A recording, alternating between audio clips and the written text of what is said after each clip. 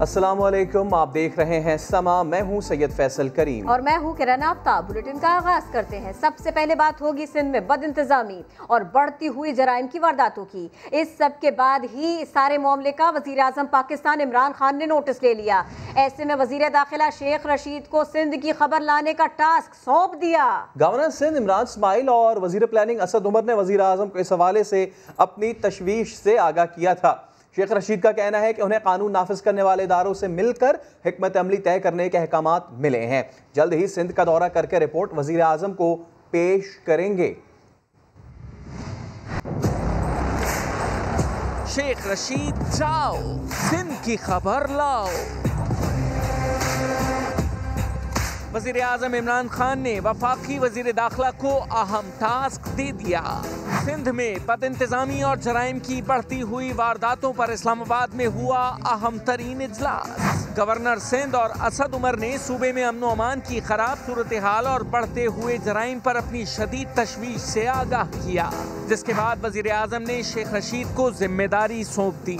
Governor Sindh ने और असद उमर साहब ने कहा कि सिंध के हालात बहुत खराब हैं और आप शेख रशीद को कहें कि वहाँ रेंजर जो है वो फैसला करें। शेख रशीद ने समा से गुफ्तगू में बताया कि सिंध में पुलिस की नाकामी पर सवाल उठ रहे हैं। मुझे प्राइम मिनिस्टर साहब ने अभी हदायत किया है कि आप सिंध जाएं और रेंजर्स के साथ मीटिंग करें, और अगर आप जरूर समझें तो सारा निज़ाम जो है पुलिस का वो रेंजर्स के साथ बातचीत करें। और जो वहाँ इतनी बड़ी लाकानूनियत जन्म पा चुकी है और पुलिस डिलीवर नहीं कर पा रही, तो उन्होंने कहा कि मुझे रिपोर्ट करें फौरी तौर पर। शेख रशीद का कहना था कि वो एक आध दिन में सिंध का दौरा करेंगे। वफाकी वजीर दाखिला की सिंध आमद पर पीपल्स पार्टी ने तहफ़्फ़ुज़ात का इजहार कर दिया है।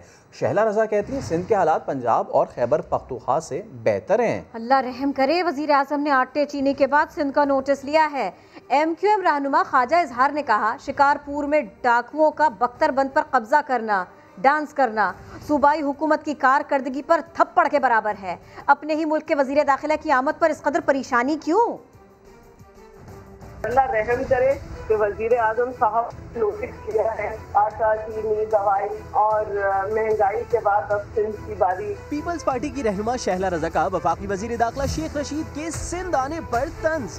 कहा सिंध में अमन अमान की सूरत हाल इतनी खराब नहीं जितना वावेला किया जा रहा है। जो शिकारपुर में हुआ उसकी अभी रिपोर्ट नहीं आई है, लेकिन मैं ये समझती हूँ कि पंजाब से, KP से, सब जगह से बेहतर हालात हैं। MQM पाकिस्तान के रहनुमा ख्वाजा इजारुल हसन ने कहा कि शिकारपुर में जो हुआ वो सबने देखा। पुलिस की APC को कंट्रोल करके सोशल मीडिया पे दलेराना तस्वीर डाली, ये छोटी बात है। पाकिस्तान के स्टेट के एक इदारे को अगवा करके वहाँ पर सोशल मीडिया पे डांस हो रहा है, वहाँ पर जनाब वो चैलेंज कर रहे हैं, ये छोटी बात है। ख्वाजा इजहार ने कहा वफाक के वजीर दाखिला के आने पर सिंध हुकूमत को परेशानी क्यों है? प्राइम मिनिस्टर साहब ने क्या ये तुर्की के वजीर दाखिला को कहा है या बांग्लादेश या श्रीलंका के वजीर दाखिला को कहा है? ये वजीर दाखिला क्या पाकिस्तान का नहीं है? ये अचानक सिंध में आने के बाद सिंधु देश की तर्जुमानी क्यों हो जाती है, मेरी तो ये समझ से बाहर है। ख्वाजा इजहार ने कहा कि सिंध हुकूमत को तो वफाक का शुक्रगुजार होना चाहिए और वजीर दाखिला से ताउन करना चाहिए। सिंध में अमन अमान की सूरत हाल पर एजेंसीज भी भरपूर मुतहर्रिक हैं। वफाकी वजीर दाखिला शेख रशीद ने गुज़िश्ता हफ्ते प्रोग्राम नदीम मलिक लाइव में बताया था कि कराची से रॉ के मुतादिद एजेंट्स गिरफ्तार किए गए हैं जो मुल्क में दहशतगर्दी की मनसूबाबंदी कर रहे थे। अगर UAE में रॉ है तो ISI कोई हमारी मामूली एजेंसी नहीं है, नाखन में है रॉ ISI के। अभी हमने उनका बहुत बड़े लोग पकड़े हैं कराची से। रॉ के? ऑफ कोर्स रॉ के। वो क्या कर रहे थे कराची? ऑफ कोर्स पाकिस्तान में दहशतगर्दी चाहते हैं। देखें इंडियन नेशनल या जो भी, अभी ये मेरा मतलब मैंने आपको कह दिया कि हमने उनके अहम लोग पकड़े हैं, ट्रेंड बाय रॉ और द रॉ पीपल। लाड़काना में डाकुओं की फायरिंग से स्पेशल टीम के 2 एहलकार शहीद और 1 जख्मी हो गया। मुकाबले में 3 डाकू मारे गए। नवीद लाड़क की रिपोर्ट देखिए। लाड़काना में डकैती के बाद फरार होने वाले डाकुओं की पुलिस मोबाइल पर फायरिंग। स्पेशल टीम के 2 एहलकार खालिद कंगो और बरकत चाचड़ मौके पर शहीद हो गए, जबकि टीम का इंचार्ज अब्दुल वाहिद चांडियो शदीद जख्मी हुआ। इत्तला पर एसएसपी इमरान कुरैशी की सरबराही में पुलिस की भारी नफरी मौके पर पहुंच गई। 2 घंटे के मुकाबले के बाद तीनों डाकू मारे गए। इन्होंने उनको रोकने की कोशिश की है, वो रुके नहीं है, इनका पीछा किया और एक्सचेंज ऑफ फायर हुआ है, जिसमें जवानों की जो हमारी गाड़ी है उसको भी गोली लगी है, तो वो शायद रेडिएटर को लगी है क्या, गाड़ी वहाँ रुकी है, जवानों को सामने जो बैठे हुए थे उनको गोलियां लगी हैं। ओवरऑल 3 जो है ना वो लाशें जो थी डकैतों की वो भी हम यहाँ पे पहुँचा चुके हैं। हलाक डाकुओं और शहीद एहलकारों की लाशें चांडका अस्पताल लाई गईं, जहां दीगर एहलकारों ने सिंध पुलिस और लाड़काना पुलिस जिंदाबाद के नारे लगाए।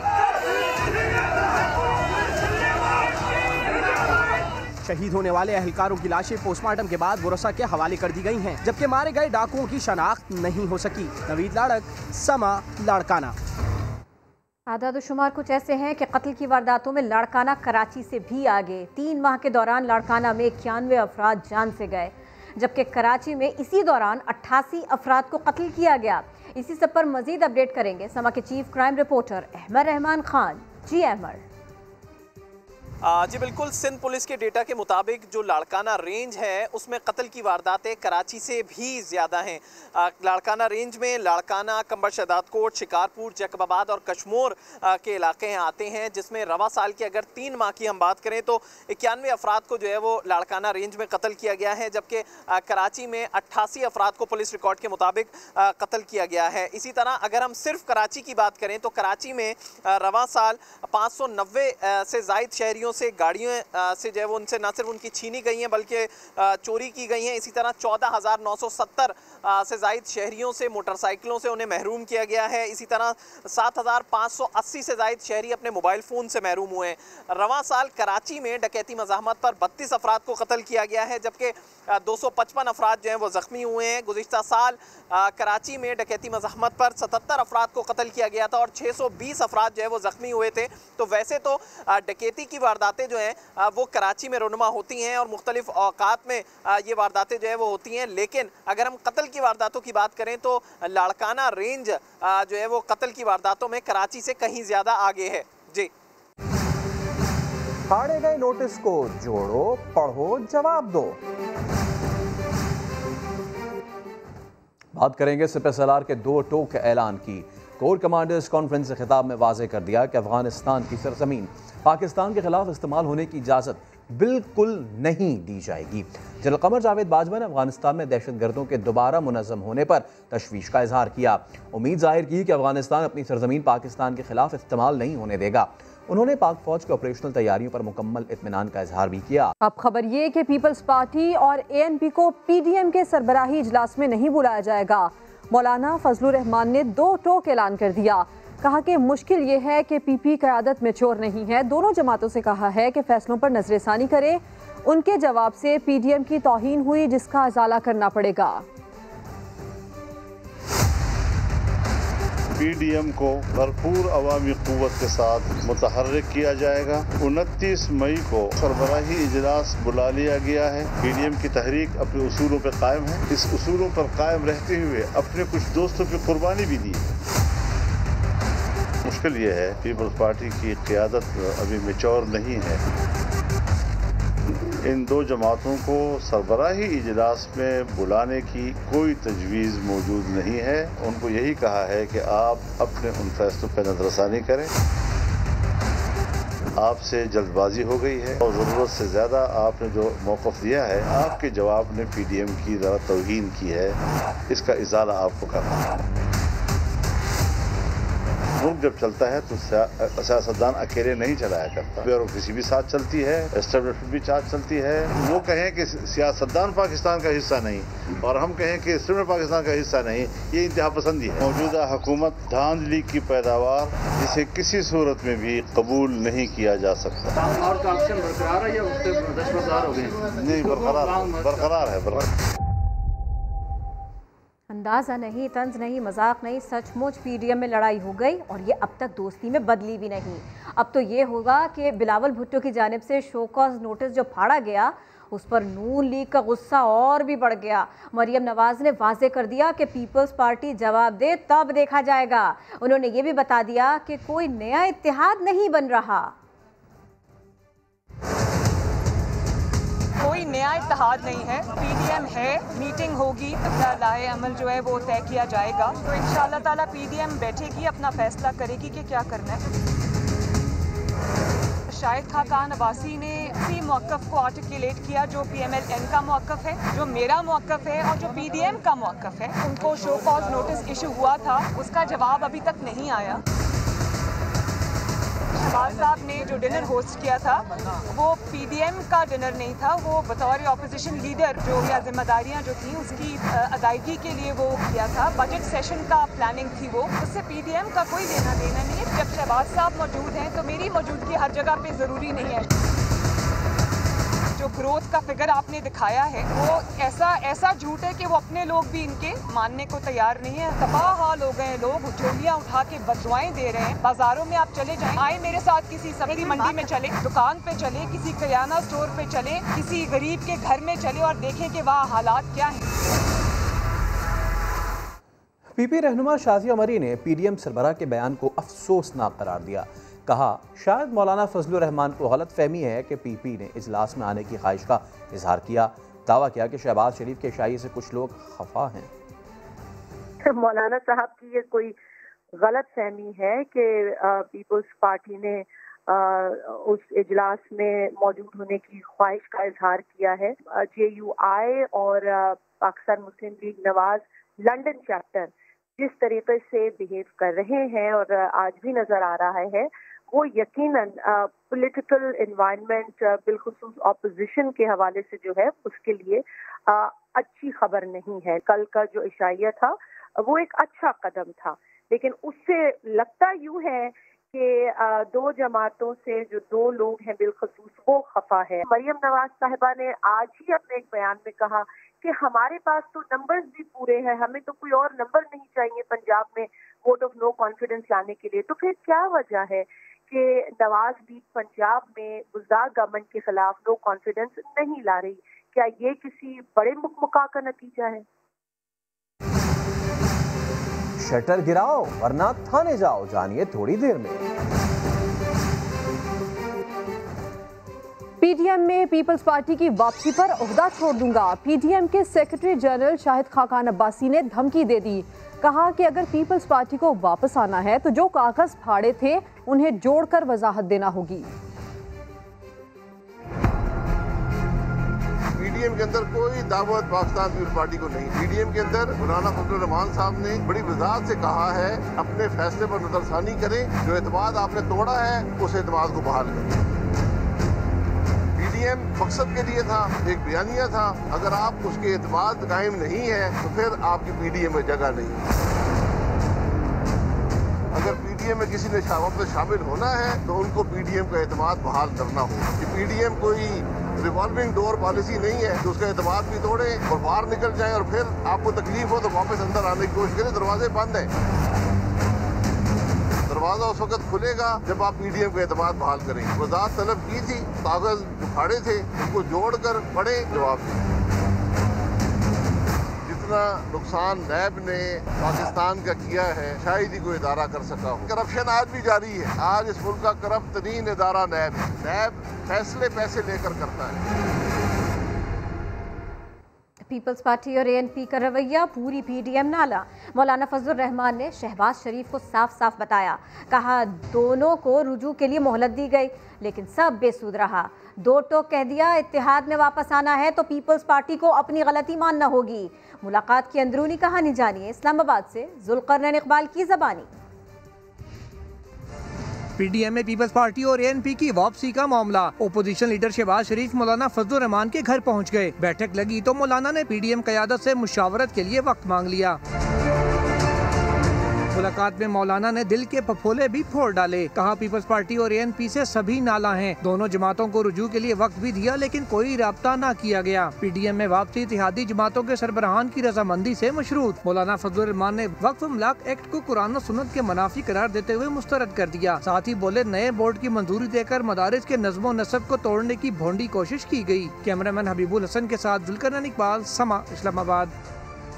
मुअव्विन खुसूसी पंजाब फिरदौस आशिक आवान कहती हैं डिनर में शाही खानदान की राजकुमारी को नहीं बुलाया गया उनको बड़े आराम से फारिग कर दिया गया। लाहौर में मीडिया से गुफ्तगू करते हुए बोली, पीडीएम टूट चुकी, शहबाज शरीफ इसे दोबारा इकट्ठा नहीं कर सकते। रात को डिनर हुआ, एक शाही खानदान की जाली राजकुमारी को बुलाया ही नहीं गया। कैसे वो मक्खन में बाल की तरह उनको निकाल के फारिग किया गया। जिस आईने को, जिस शीशे को आप तोड़ देते हैं, उसको जितनी मर्जी जदीद टेक्नोलॉजी के साथ जोड़ने की कोशिश करें, वो कभी भी निशान नहीं मिटते। जो पीडीएम जाली राजकुमारी के हाथों किरची किरची हो चुका है, वो शहबाज शरीफ की आनियां जानियां फुर्तियां और झूठी तसल्लियों से वो जोड़ा नहीं जा सकेगा, क्योंकि नजरिया टूट चुका हुआ है, नजरिया बिखर चुका हुआ है। तो निसार साहब ने घर में बैठ के 3.25 साल जो है मैंडेट की तौहीन की है। पता नहीं क्यों ऐसा होता है, अपने हो या पराए, बिलावल भुट्टो को सब बच्चा समझते हैं। मौलाना फजलुर रहमान ने तो ताज़ा बयान में बिलावल भुट्टो जरदारी को नापुख्ता सियासतदान करार दिया, जबकि वज़ीर आज़म 7 माह पहले सिर्फ बिलावल भुट्टो ही नहीं, मरियम नवाज के बारे में भी कुछ ऐसी ख्यालात का इजहार कर चुके हैं। पीपल्स पार्टी की क़यादत अभी मैच्योर नहीं है कि वो उस प्रोटोकॉल को फॉलो कर सके जो सियासतदानों के दरमियान हुआ करता है। पीडीएम से रास्ते जुदा होने के बाद अपोजिशन को बिलावल भुट्टो में सियासी नौमौलूद नजर आने लगा है। बिलावल भुट्टो जरदारी साहब सियासत में नौमौलूद है, इसलिए वो गुफ्तगू में एहतियात करें। पीपल्स पार्टी की क़यादत अभी मैच्योर नहीं है। अब मैं क्या कहूँ इसमें? वज़ीर आज़म इमरान खान तो 7 माह पहले ही कह चुके थे, एक उनमें से नानी होगी है, लेकिन मेरे लिए बच्चा ही है वो। उन तो बच्चों ने आज तक जिंदगी में 1 घंटा हलाल का काम नहीं किया। साबिक सदर के दोस्त भी जरदारी के बेटे को बच्चा ही समझते हैं। ये जो ट्रेन मार्च हो रहा है, इससे फर्क पड़ेगा इमरान खान को कुछ? बराबर जो है ना, अभी बच्चा है, वो ट्रेन चलती चलती बचपन में खेलता हो, ट्रेनों का मामला, ट्रेन याद हो। फिरदौस आशिक अवान तो आए दिन बिलावल की सियासी बलोगत पर सवाल उठाती हैं। नाबालिग सियासतदान जिद्दी बच्चा हर जलसे में अंपायर की उंगली का जिक्र कर रहा है, इसी तरह तड़पना पड़ेगा। पराए तो पराए, बिलावल के वालिद आसिफ जरदारी और पीपल्स पार्टी के सीनियर रहनुमा भी बिलावल के लिए ऐसी बातें कर चुके हैं जैसे मुखालिफिन करते हैं। थाने नहीं जाना तो दुकानें बंद कर दें। लॉकडाउन में सख्ती के पहले दिन पुलिस 6 बजते ही मार्केटें बंद कराने पहुंच गई। मोबाइल से ऐलानात भी किए गए। आज से 8 बजे के बाद घरों से गैर जरूरी निकलने पर होगी पाबंदी। एहतियात करें, घरों में ही रहें। बंद करने की कोशिश करें प्लीज, अदरवाइज आप लोगों को थाने के लिए ले जाना पड़ेगा अगर आपकी दुकान बंद नहीं हुई तो ज्यादा कोशिश करें कि कानूनी कार्रवाई से बचें। शाम के 6 बज गए हैं, दुकानें बंद कर दें। जी हाँ, कराची में लॉकडाउन के नए औकात-ए-कार पर अमल दरामद शुरू हो गया। शाम के 6 बजते ही पुलिस एक्शन में आ गई।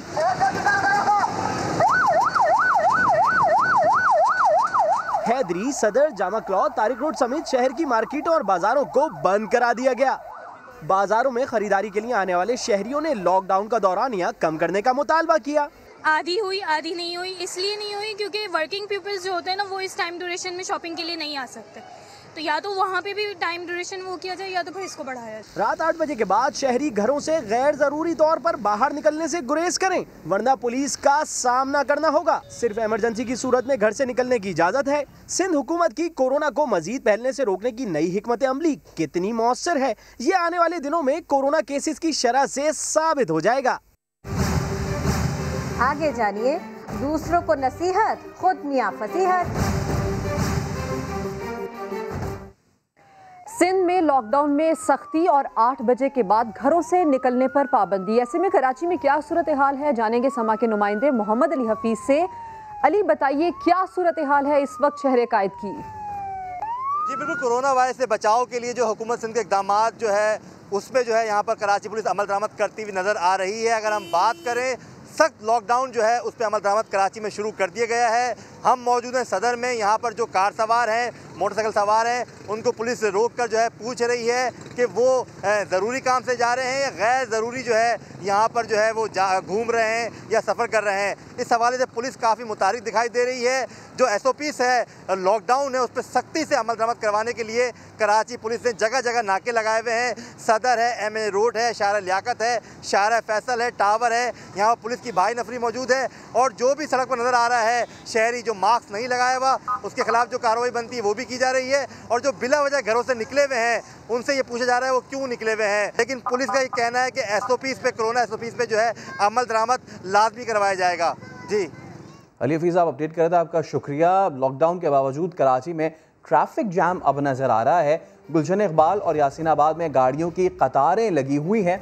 लॉकडाउन के बावजूद चंद इलाकों में शहरियों की बड़ी तादाद घरों से बाहर भी निकली हुई दिखाई दे रही है। तो इस वक्त आप ये मनाजिर देख रहे हैं कराची के।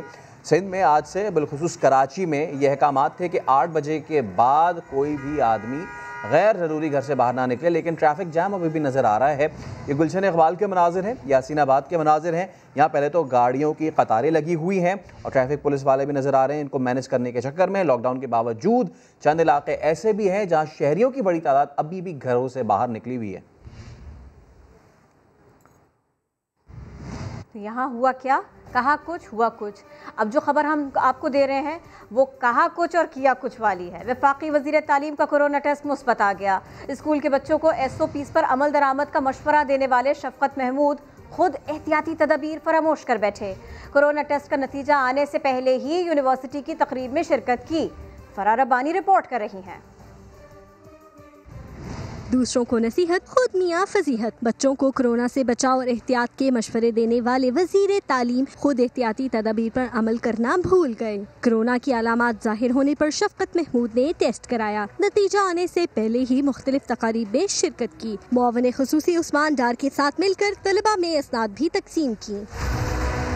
वफाकी वज़ीर ने गुज़िश्ता रोज़ बैनुस्सूबाई तालीमी वज़रा कॉन्फ्रेंस के इजलास की सदारत भी की थी। वज़ीर तालीम हफ्ते के इख्तिताम पर लाहौर गए थे। पीर को वापस आने पर तबीयत खराब हुई तो गुज़िश्ता रोज़ कोरोना टेस्ट कराया। ट्विटर पैगाम में टेस्ट मुस्बत आने की तस्दीक भी कर दी। फरार रब्बानी, समा, इस्लामाबाद। सिंध असेंबली में क्या कुछ हुआ ये आपको बताते हैं। इरसा चेयरमैन की मेंबर सिंध से बदतमीजी का मामला सिंध असेंबली में पहुँच गया। PP मेंबरान ने वफाकी हुकूमत से चेयरमैन इरसा की बरतरफी का मुतालिबा कर दिया। बिलाल गफ्फार के रिमार्क्स पर ऐवान अखाड़े में तब्दील हो गया। संजय साधवानी की रिपोर्ट देखिए। के पानी का हक लेने गया था। ये कौन होता है इसरा का चेयरमैन जो उसके मुंह पर किताब फेंके? Sir, we demand an apology from the इसरा चेयरमैन। सिंध असेंबली में सूबाई वज़रा ने इरसा चेयरमैन को आड़े हाथों लिया तो PTI अरकान इरसा के दिफा में उठ खड़े हुए। PTI के बिलाल गफ्फार ने सुहेल अनवर सियाल को पर्स उठाने का ताना दिया तो हंगामा खड़ा हो गया। कल एक मिनिस्टर साहब ने धमकी दी और आपने कुछ नहीं कहा। उनका क्राइटेरिया ये है कि वो आपकी लीडरशिप का पर्स उठा के जाते, जिसकी वजह से उनको मिनिस्ट्रीशिप मिली। उन्होंने कहा घुस के मारेंगे। सुहेल अनवर सियाल जज्बाती होकर बिलाल गफ्फार की जाने बढ़े। मुकेश चावला बीच में आ गए। पीपल्स पार्टी के अरकान असेंबली ने चेयरमैन इरसा से मुआफी का मुतालबा करते हुए उनके खिलाफ करारदाद लाने का ऐलान कर दिया। चेयरमैन इरसा जो पंजाब का मेंबर है, उसने हमारे सिंध के मेंबर के सामने मिसबिहेव किया है, उसके सामने पेपर फेंका है, बुक फेंका है। हाउस को अपील करता हूँ कि इसको ज़्यादा से ज़्यादा कंडेम किया जाए। आप एक हाउस की कमेटी बनाएं और उसमें इस इरसा के चेयरमैन को पेश होना चाहिए और वो यहाँ जवाब दे आके यहाँ पे। फिर हम उसको ये भी बताएंगे कि किताबें मुंह पे किस तरह मारी जाती हैं और सिंध के हक का जो पानी वो किस तरह चोरी किया जाता है। शोर शराबे के दौरान स्पीकर सिंध असेंबली ने इजलास जुमे तक मुलतवी कर दिया। कैमरामैन कामरानुद्दीन के साथ संजय साधवानी, समा, कराची। शरीफ खानदान के खिलाफ तकनीकी बुनियादों पर बंद होने वाले हुदैबिया केस को तकनीकी बुनियादों पर ही खोलने का फैसला किया गया है। इसी बारे में बात होगी। समा के नुमाइंदे सोहेल रशीद हमारे साथ हैं। सोहेल रशीद, ये सब कुछ कब तक मुमकिन हो पाएगा? देखें, अब ये 2 हफ्तों की बात रह गई है हुदैबिया केस का दोबारा खुलना है। ऐसा कहा गया है, जो मशीर बराए एहतसाब और दाखिला है वज़ीर आज़म के शहजाद अकबर, उनकी जानिब से उन्होंने ये बताया है कि इस पर हुकूमती टीम की 3 मीटिंग जो है वो हो चुकी हैं और इस पर सारा जो लायामल है उसको तय कर लिया गया है। और ये कहना है शहजाद अकबर का कि पहले जो केस बंद हुआ था वो नैब ऑर्डिनेंस की सेक्शन 9A5 के तहत यानी आमदन से जायद असासों की हद तक था, लेकिन इसमें जो लंदन की काजी फैमिली थी जिसके नाम पर 4 बैंक अकाउंट्स खोलकर मुबैना तौर पर मनी लॉन्ड्रिंग का एक पूरा मामला था, इस सारे मामले को फोकस में रखते हुए एंटी मनी लॉन्ड्रिंग जो कवानीन हैं उनके साथ इसको दोबारा खोलने का फैसला किया गया है और आइंदा 2 हफ्तों में इस केस को दोबारा मुतल्लिका फोरम पर भेजकर इसका बकायदा आपने सिलसिले में अपडेट किया। नैब ने नवाज शरीफ की अपीलें खारिज करके अल अजीजिया के साथ साथ एवनफील्ड की सजा भी बहाल करने की इस्तदा कर दी है। आदिल तनोली रिपोर्ट करेंगे। क्या इश्तिहारी होने के बाद नवाज शरीफ का नुमाइंदा मुकर्रर करके अपीलों पर समाअत आगे बढ़ाई जा सकती है? अहम कानूनी सवाल पर इस्लामाबाद हाई कोर्ट में समाअत नैब ने नुमाइंदा तकर्रुर की सख्त मुखालिफत कर दी। अपीलें खारिज करके अल अजीजिया के साथ एवनफील्ड रेफरेंस में भी सजा बहाल करने की इस्तदा। कमरा अदालत में मौजूद लीगी सेनेटर और सीनियर वकील आजम नजीर तारड़ को भी रोस्टरम पर बुला लिया गया। जस्टिस आमिर फारूक ने पूछा, हमारे पास 2 ऑप्शन हैं। पहला ये कि अदम पैरवी पर अपीलें खारिज कर दें और नवाज शरीफ जब सरेंडर करें या उन्हें वतन वापस लाया जाए तो वो अपीलें बहाल करवा लें। दूसरा ऑप्शन नैब को सुनकर मेरिट पर अपीलों के फैसले का है। आजम नजीर तारड़ की अबूरी हुक्म के जरिए अदम पैरवी पर अपीलें खारिज करने की तजवीज, जबकि नैब प्रोसिक्यूटर बोले अपीलें मेरिट पर खारिज कर दी जाएं। जस्टिस आमिर फारूक ने रिमार्क्स दिए, ठीक है नवाज शरीफ इश्तिहारी जरूर हैं, लेकिन इस बुनियाद पर सब कुछ तो बलडोज नहीं कर सकते। फरीकैन से कानूनी हवालों के साथ 9 जून को दलाइल तलब। मरियम नवाज और कैप्टन रिटायर्ड सफदर के वकील अमजद परवेज ने मुसलसल तीसरी बार लाहौर हाई कोर्ट में मसरूफियत के बायस इल्तिवा की दरखास्त दी, जिसे मंजूर कर लिया गया। नवाज शरीफ को बरतानिया से डीपोर्ट कराने के लिए हुकूमत ने भी हाथ पैर मारना तेज कर दिए हैं, लेकिन हवालगी की दरखास्त देने से फिलहाल गुरेज किया जा रहा है। मुशीर एहतसाब शहजाद अकबर कहते हैं बरतानवी कानून के तहत सजा याफ्ता शख्स को विजिट वीज़ा मिल ही नहीं सकता। फवाद चौधरी ने मुकदमात लटकाने में नवाज शरीफ के लोगों को आसिफ जरदारी का शागिर्द कह दिया। सुहेल रशीद की रिपोर्ट। मुशीर दाखिला और एहतसाब बैरिस्टर शहजाद अकबर का नवाज शरीफ के खिलाफ दबंग अंदाज। इस्लामाबाद में हाई कोर्ट जर्नलिस्ट एसोसिएशन से गुफ्तगू में कहा, लंदन को बता दिया कि नवाज शरीफ सजा याफ्ता है और बरतानवी कानून के मुताबिक सजा याफ्ता शख्स को तो विजिट वीजा दिया ही नहीं जा सकता। वैसे भी नवाज शरीफ बरतानिया में कोई इलाज मुआवजा नहीं करवा रहे, उन्होंने तो वहाँ अभी तक एक टीका भी नहीं लगवाया। शहजाद अकबर ने यह बताया कि बरतानिया ने हमें नवाज शरीफ की हवालगी की दरखास्त देने का कहा, जिस पर हमने कहा बरतानिया मामला खुद देखकर फैसला करे कि बरतानवी कानून नवाज शरीफ को विजिट पर कयाम की इजाजत देता भी है या नहीं। हवालगी की दरखास्त तवील अमल है, उसे बाद में देखेंगे। बरतानिया तो एग्जेक्टिव ऑर्डर के जरिए ही नवाज शरीफ को डिपोर्ट कर सकता है।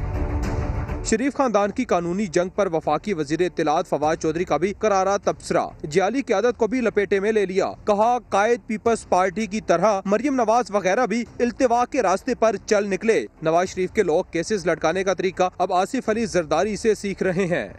मेगा करप्शन केस की बात, साबिक सेक्रेटरी खजाना मुश्ताक रईसानी 10 साल, साबिक मुशीर खजाना मीर खालिद लांगू को 2 साल 2 माह कैद की सजा सुना दी गई। कोयटा की एहतसाब अदालत ने बलोचिस्तान मेगा करप्शन केस का महफूज फैसला सुना दिया। अदालत ने साबिक सेक्रेटरी खजाना मुश्ताक रईसानी को 10 साल कैद की सजा और तमाम जायदादें बनाम सरकार जब्त करने का हुक्म दे दिया। अदालत ने फैसला सुनाया, मीर खालिद लांगू की सजा उनके ट्रायल के दौरान गिरफ्तारी के वक्त से शुरू होगी। केस में नामजद साबिक सेक्रेटरी बल्दियात हाफिज अब्दुल बासित और साबिक सेक्रेटरी लोकल काउंसिल को मेगा करप्शन केस से बाइज्जत बरी करने का हुक्म दिया।